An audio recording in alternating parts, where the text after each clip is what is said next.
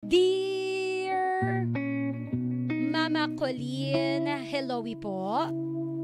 Ako nga po pala si Arthur, 20 years old, from Addition Hills, Mandaluyong City. Oy, kapitbahay lang kita. Taga dito lang din kami sa Mandaluyong. Oo, yung Win Radio sa may Summit 1 Tower. So anyway, tawagin nyo na lang po ako sa pangalang Art. Gusto ko lamang pong i-share ang aking kwento.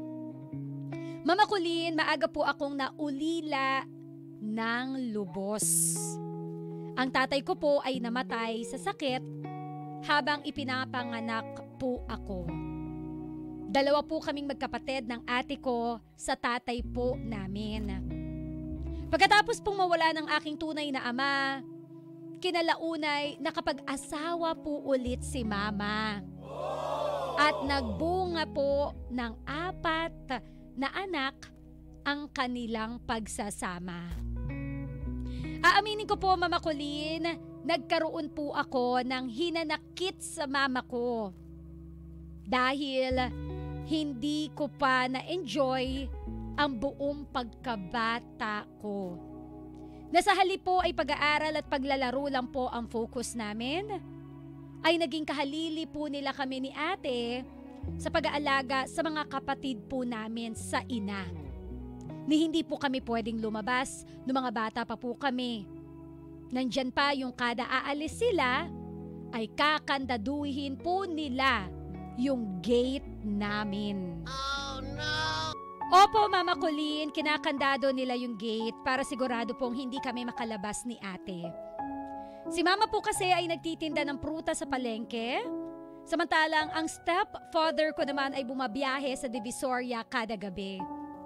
Ang akala po namin noon, Mama Colleen, ay makakaginhawa na po kami ni ate sa pag-aalaga pag lumaki na ng onte yung isa sa mga kapatid namin. Ngunit hindi pa din pala dahil sunod-sunod na nga po ang naging pagbubuntis ni mama. Oh no! Masyado pong naging malupit si mama. At ang stepfather po namin sa amin pagdating po sa pagdidisiplina. Naaalala ko pa po yung papaluhurin nila ako sa munggo na may bigas at asin buong maghapon. At kung minsan naman po ay 2x2 ang pinampapalo sa amin. Oh no! O kaya yung bakal ng sinturon at higit po sa lahat na hanggang ngayon ay hindi ko pa rin makalimutan. Tinutuluan po ni mama ang maseselang parte ng katawan namin, oh no! Kami ni ate, para daw po magdala kami at hindi na kami maihi sa higaan habang tulog kami. Oh no! Buong pag-aakala ko po noong bata ako ay normal lang yon, Mama Colleen, na ganun po ang tamang pagdidisiplina. But I was wrong. That experience leads me na ma-traumatize up until these days. Okay na po sana sa akin lahat, Mama Colleen, na nabubugbog kami, na kinukulong kami sa bahay at unfair yung treatment at atensyon na naibibigay sa amin nila mama. Kasi nga po, ano po bang choice ko? Until one day, galing po ako ng school, elementary pa lang po ako noon. Gabi na po yun at pagpasok ko po ng aming bahay, nagtaka ako bakit wala si ate at yung mga kapatid lang po namin ang nandoon. Alam ko naman po yung stepfather namin at si mama ay nasa palengke. Kaya po dali-dali ko pong chinek ang bahay at pag-akyat ko po sa 2nd floor ng bahay namin, nakita ko po si ate na nag-iisa at umiiyak habang nakapatay ang ilaw. Kaya agad ko po siyang tinanong, "Te, bakit? Anong nangyari?" Sagot niya sa akin, "Si Papa kasi." Kahit ho ganoon po yung stepfather namin, tinuring po namin siyang tunay na ama. Kasi siya naman po yung kinalakihan namin na nandyan, kaya po Papa ang tawag namin sa kanya. Sabi ko pa kay ate, anong ginawa niya sa'yo? At ang sagot niya sa akin, Mama Colleen, hinipuan ako ni Papa. Oh no! Pagkatapos ko pong marinig sa kanya yung mga salitang yon, grabe po yung halo-halong emosyon na nararamdaman ko, Mama Colleen. Sobrang galit na galit po ako noong mga oras na yon. Agad kong sinabi sa kanya na isumbong namin kay Mama. Nung una, ayaw niya po dahil natatakot daw po siyang hindi siya paniwalaan.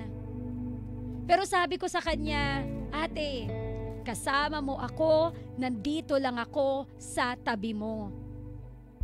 At hinintay na nga po namin si Mama pauwi galing sa pagtitinda.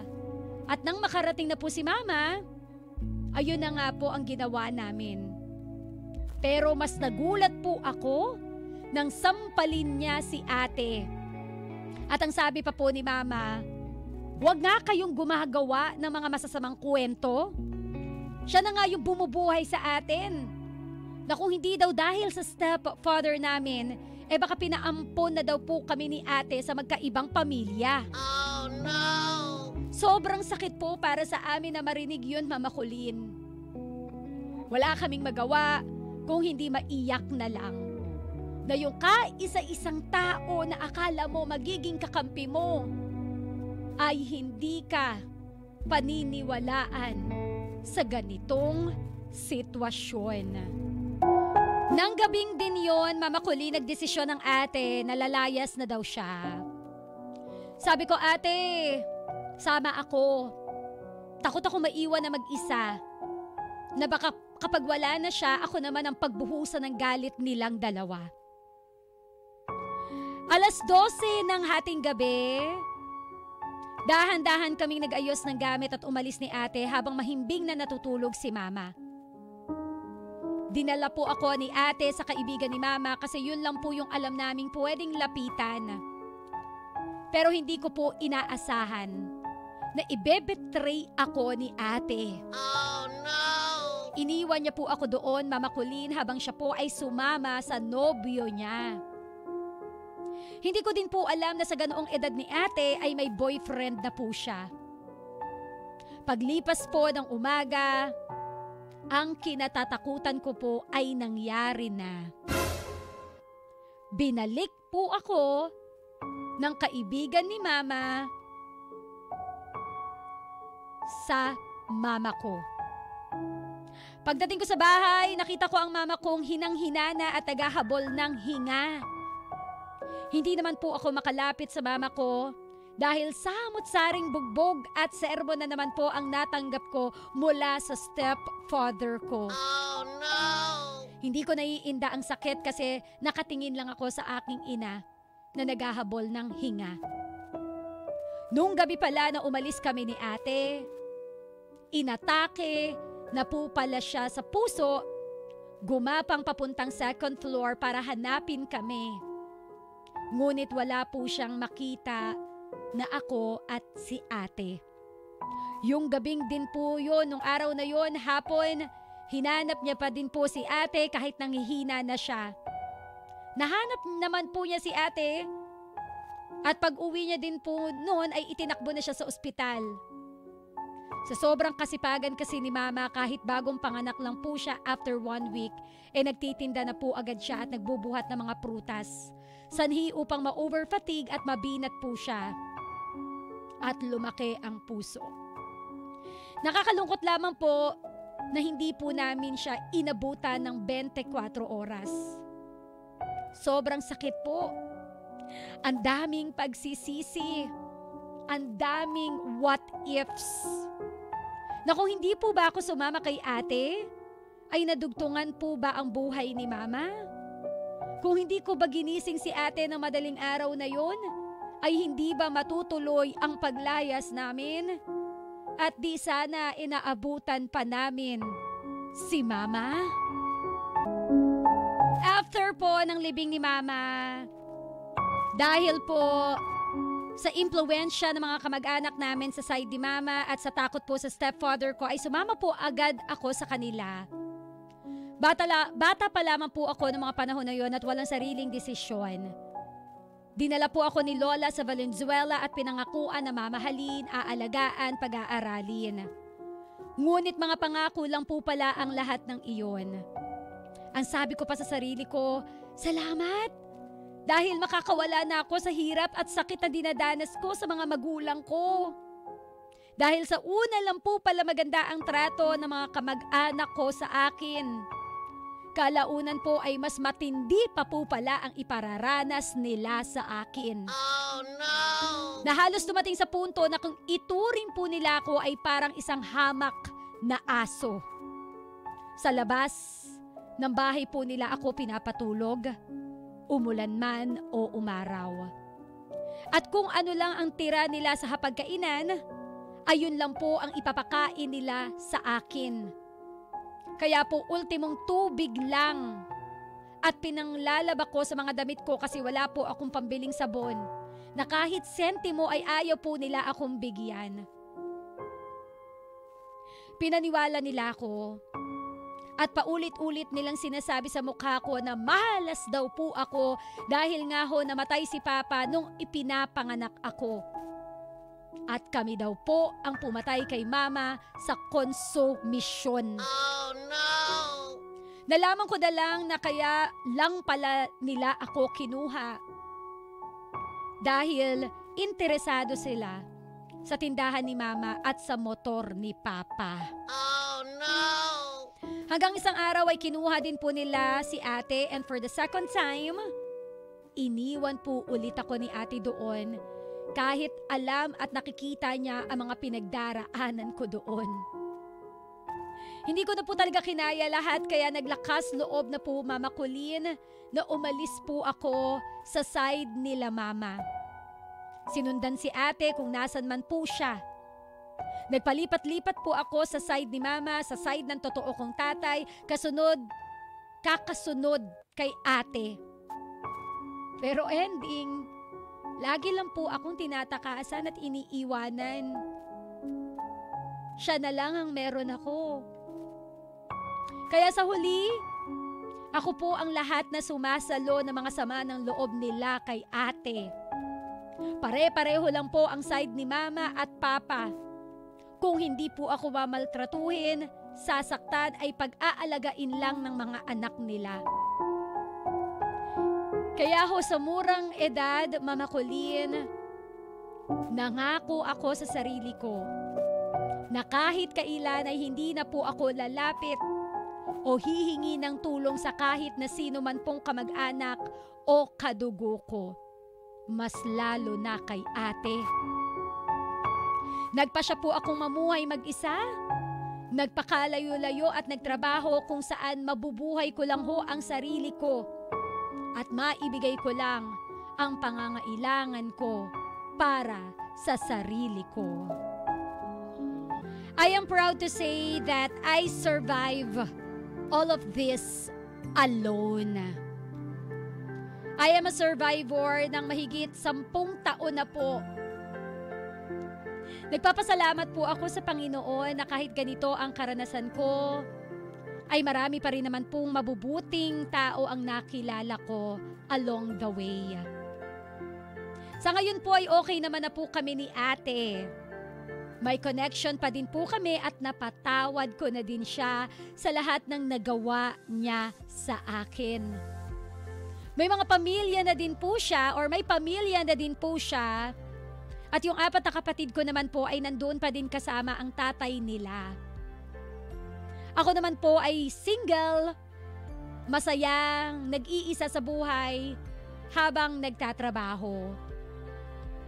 Gusto ko lang pong sabihin sa mga nakikinig ngayon na kahit gano'n man po kadilim at kasakit ang nakaraan mo, piliin mo pa rin maging mabuting tao. And the universe will be good to you. Aww. Kayanin mo at kakayanin pa.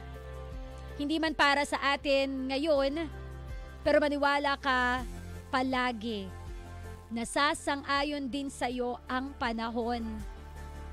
Nakaranas ka man ng ganitong kwento? I hope na hindi mo na gagawin sa ibang tao, lalong-lalo na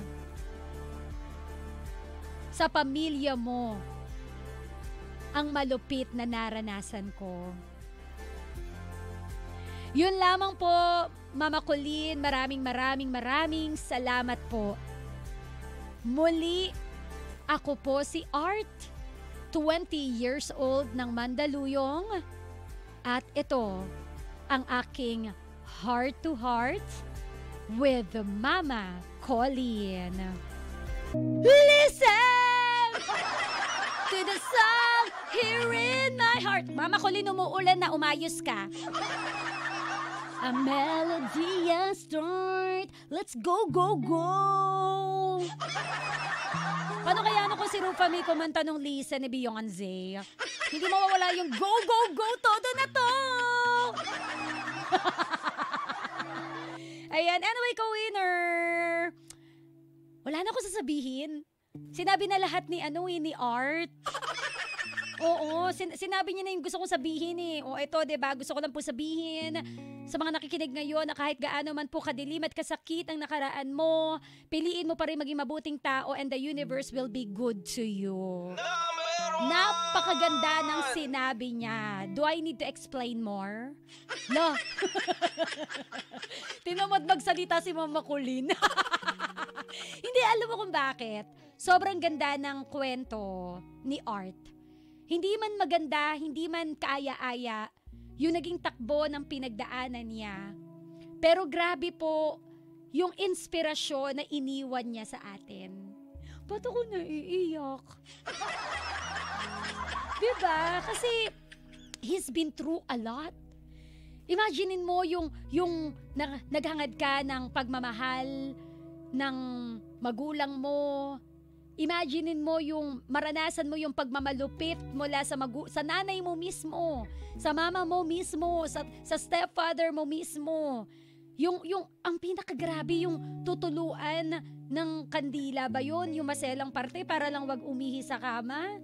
'Di ba? Tapos yung nagpalipat-lipat ka ng tirahan, umasa ka na may tatanggap na sa'yo finally, yung akala mo freedom na. Akala mo wala ka na sa kadena, pero mas ipaparamdam pala sa'yo yung hell. 'Di ba? Tapos ipapamukha pa sa'yo na kaya namatay yung tatay mo kasi nung isinilang ka sa mundong ito, ikaw ang dahilan. Lalo na yung nanay mo namatay dahil naglayas kayo, sa'yo pa rin sinisisi ang lahat. Oh, no. 'Di ba? Ang sakit, ang hirap. Parang hindi mo alam. Teka lang, ba't parang malas ba talaga ako? Sana hindi na lang ako pinanganak. Oh, Di ba may mga ganong pang senaryo na parang, ay grabe, ang bigat. Pero you end your story na ang saya lang. And hindi ka nag-hesitate na i-share yung kwento mo. Kasi totoo, yung mga ganitong kwento ang gusto namin ding marinig.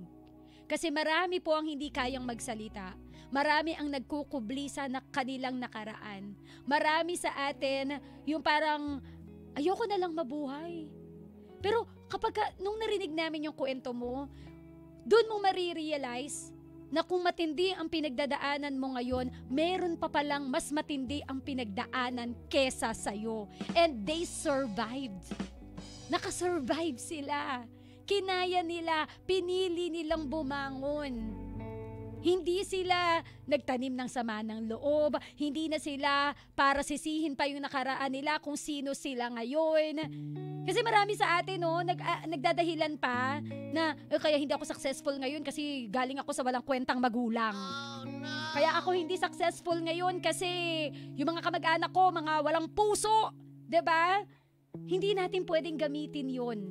Na parang dahil sa kanila kaya ka ganito ngayon. We always have a choice to be the best version of ourselves.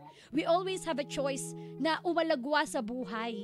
Meron tayong pagkakataon, meron tayong option na itama kung ano man yung mga maling meron sa buhay natin.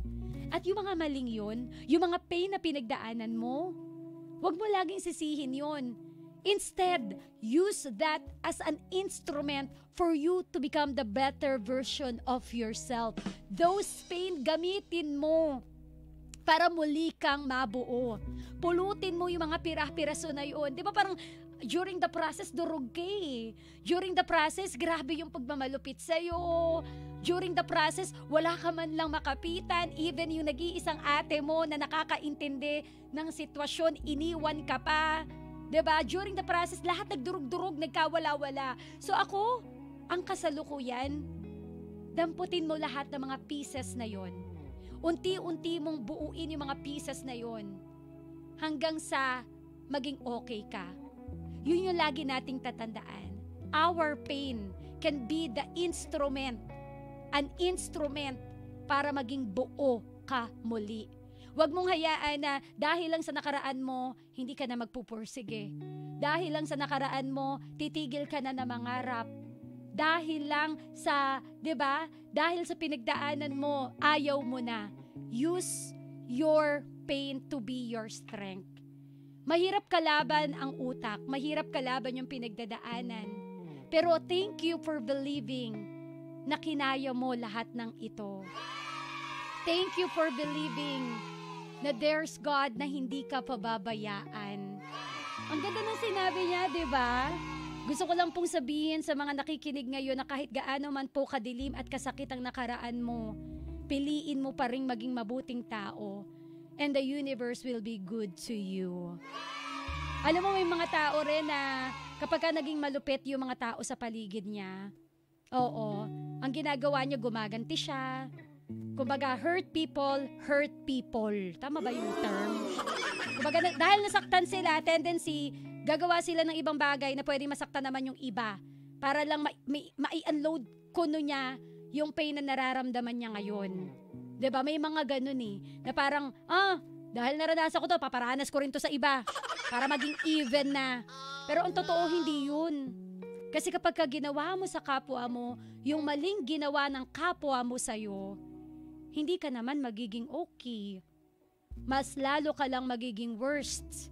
Mas lalo ka lang nagdadagdag ng problema na instead na gumanti ka sa iba na hindi naman nakagawa ng kasalanan sa'yo, instead na ubusin mo yung energy mo sa ganun, ubusin mo kung paano ka magiging okay. And I'm glad that along the way, you met mabubuting tao, nakakilala ka ng mga mabubuting tao para makatulong sa pagbangon mo. Sometimes, no, kailangan mo lang din talaga ng kausap. Kailangan mo lang talagang piliin yung mga tao na pwede mong kausapin para maging okay ka. Minsan hindi mo lang din dapat sinusolo ang problema, 'di ba? Dapat kumakausap ka rin kasi mahirap po kalaban ang mga pinagdaanan mo, yung depression, yung mental health mo, iba yun eh. Iba yung impact nun eh, yung tropa na dulot nito. So kapag ka-feeling mo wala ka na makapitan, hanap ka, meron yan. Naniniwala ako na meron at merong makikinig sa'yo. Simbahan man yan, kaibigan man yan, pinagkakatiwalaan mo bukod sa pamilya mo, kasi mahirap din suluhin ang problema. So, congratulations, Art. And thank you sa pag-share ng kwento mo. Grabe yung tindi ng pinagdaanan mo, pero kinaya mo. Kaya saludo kami sa'yo. Kaya ka winner, no? Sa mga ganito po na sitwasyon na feeling hopeless po tayo. Sa mga ganitong sitwasyon na feeling mo, bakit ako ganito, bakit ganyan? Lagi mong tatandaan na may mas matindi pa nga ang pinagdaanan sa'yo pero kinaya nila. So kung kinaya nila, kakayanin mo rin. Basta manalig ka lang, have faith, promise, malalampasan mo yan. So thank you! Oo, alam mo yun sa ate mo, oo, sama mo nagalit ka kasi iniiwan ka ng ate mo. Wala rin tayong magagawa kasi yung ate mo gusto lang din talaga niyang tumakas eh. 'Di ba? Kumbaga, gusto niya ring makaalis. Kung ano yung gusto mo, yung eagerness mo na makaalis sa mundong ganon, yun din yung naging gusto ng ate mo eh. So, hindi naman niya siguro ginusto na iwan ka, wala lang talaga siyang choice, kundi yun yung paraan para tumakas siya. Pero ang maganda dito, all is well with you and your ate. Huwag na kayong huwag na kayong magkatampuhan. Kasi kayo na lang ang pamilya talaga na tunay na nagmamahalan. Alright? So, ka-winner, kung meron ka pang sausaw, go. Speak from your heart. Mag-text ka lamang sa 0977-7000-915. At sa aking pagbabalik, sausaw mo naman ang ating babasahin. Sa programang May Puso, ang programa para sa'yo. Once again, this is the story of heart dito. The story of heart.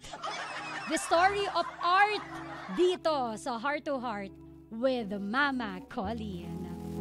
When you speak from your heart, everybody listens. Heart to Heart with Mama Colleen. Heart to Heart with Mama Colleen.